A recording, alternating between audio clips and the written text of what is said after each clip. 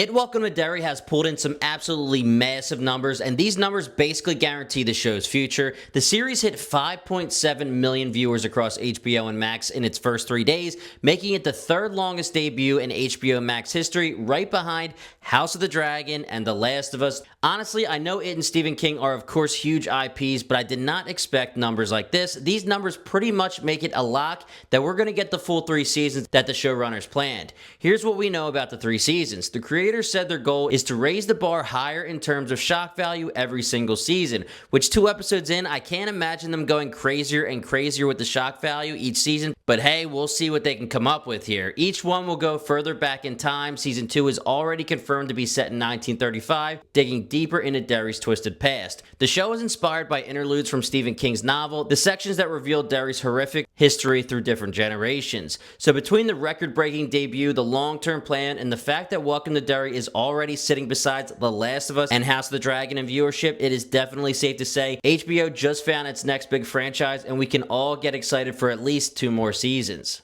Did you catch that some of the characters in It Welcome to Derry are actually related to some of the people we already know from the novel and the movies? Let's talk about it, spoilers ahead. Let's start with Teddy Uress. In the school scene, when he opens his locker, you can clearly see his name and the mean nickname he's given, which is also given to Stanley in It. With the last names matching, this means that Teddy is almost definitely Stan's uncle, and Teddy's older brother is the future Donald Uress. That makes Teddy's death in episode 1 even darker because it directly ties into Stan's tragic story decades later in It Chapter 1, It Chapter 2, and of course the novel. Then there's a blink and you'll miss it moment in the bathroom scene with Lily and Marge. If you look closely, the name Alvin Marsh is carved into the wall. That's Beverly Marsh's abusive father from It. Also, when Major Hanlon first arrives at the base, the driver who picks him up might seem random, but if you've seen The Shining, that name should ring a bell. He's Dick Halloran, the cook from the Overlook Hotel. This is confirmed in episode 2. And speaking of the Hanlons, Major Hanlon's full name is Leroy Hanlon, making him the grandfather of Mike Hanlon from It. And lastly, another character introduced in Welcome to Derry episode 2 is Derry's police chief, Clint Bowers. His last name will be familiar to those who know the It novel and movies because he has the same last name as the bully Henry Bowers, who tormented the Losers Club in, of course, the movies and the books. It's not confirmed, but widely believed that Clint Bowers is Henry Bowers' grandfather. So who was in that car at the end of Welcome to Derry episode 2? Let's talk about it, spoilers ahead. At the end of episode 2, Hanlon witnessed the workers at the dig site pull an old 1930s car out of the ground. The door opens and out tumbles several skeletons and a pile of cash, plus a few other things. It's such a quick moment, but it's actually a really cool Easter egg for It fans. That car is probably tied to the Bradley Gang, a group of Depression-era criminals who showed up in Derry in the 1930s. According to Stephen King's original novel, they were bank robbers who ended up being hunted down by an armed mob of the townspeople. But here's where it gets cool. People in Derry claimed one of the shooters looked just like a clown. The massacre happened in 1935, which just so happens to line up with the year Pennywise last surfaced before going dormant again for another 27 years.